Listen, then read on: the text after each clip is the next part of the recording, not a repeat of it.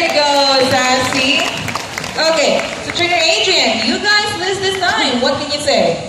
Hey, Trainer Bien, I want another race. Ooh, she wants another race. Are you sure about that? You want Sassy to lose again? Ooh. Well, this time I guarantee you that Sassy will win. Okay.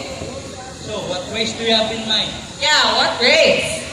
I want a ring race. What is a ring race? The first bird who can drop 3 rings into the pole the fastest is the winner. That is the ring race. Alright, then a ring race it shall be. Now remember, boys got already 1 point, so girls, let us cheer louder for Sassy for her to win this time. And they will be doing this again with our ring race. So trainers, birds, ready? Set, go!